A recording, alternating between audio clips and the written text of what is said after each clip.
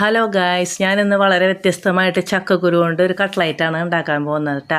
അതിനായിട്ടൊരു പച്ചച്ചക്കയുടെ കുരുവാണ് തൊലി കളഞ്ഞെടുത്തത്. അതുപോലെ തന്നെ ഒരു ഉരുളക്കിഴങ്ങും തൊലി കളഞ്ഞ് കഴുകി വൃത്തിയാക്കി കുക്കറിലിട്ട് കൊടുത്തിട്ടുണ്ട്.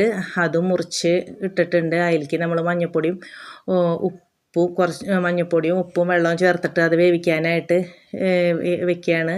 അത് വെച്ചതിന് ശേഷം ഞാനൊരു സവാള, ഇഞ്ചി, പച്ചമുളക്, വെളുത്തുള്ളി ഇതൊക്കെ ഒന്ന് ചോപ്പ് ചെയ്തെടുക്കുകയാണ്. അത് ചോപ്പ് ചെയ്തിട്ട് അതുപോലെ വെളുത്തുള്ളി ഇട്ടിട്ടുണ്ട് കേട്ടോ. അതും കൂടി ചോപ്പ് ചെയ്ത് മല്ലിയിലയും വേപ്പിലയും കൂടി എടുത്തിട്ടുണ്ട്. വെന്ത് വന്ന പൊട്ടറ്റോയും ചക്കക്കുരുവും നന്നായിട്ട് ഉടച്ചു കൊടുത്തതിന് ശേഷം ഈ ചോപ്പ് ചെയ്ത് വെച്ചിരുന്ന സവാള, ഇഞ്ചി, പച്ചമുളക്, വെളുത്തുള്ളി, മല്ലിയില എല്ലാം കൂടി ചേർത്ത് നല്ല ഇത്തിരി കുരുമുളക് പൊടിയും അതുപോലെ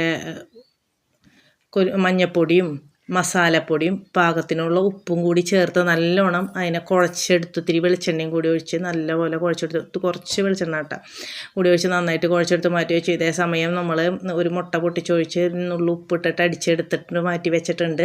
ബ്രെഡ് ഇല്ലാത്തത് കൊണ്ട് ഞാൻ ഓട്സാണ് എടുത്തത്. എന്നിട്ട് കട്ട്ലൈറ്റിൻ്റെ പോലെ ഷേപ്പാക്കിയിട്ട് ഒക്കെ മാറ്റി വെച്ചു.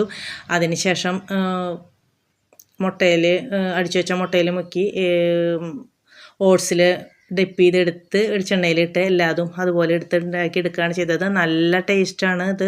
ചക്കക്കുരു എന്ന് പറയില്ല, അത്രയ്ക്കും ടേസ്റ്റാണ് അത്. അപ്പം എല്ലാവരും ഒന്ന് ഉണ്ടാക്കി നോക്കണം. സബ്സ്ക്രൈബ് ചെയ്യാത്തവരുണ്ടെങ്കിൽ സബ്സ്ക്രൈബ് ചെയ്യാനും ഷെയർ ചെയ്യാനും കമൻറ്റ് ചെയ്യാനും ഒന്നും മറക്കരുത്. എല്ലാവരും ഉണ്ടാക്കി നോക്കണം കേട്ടോ.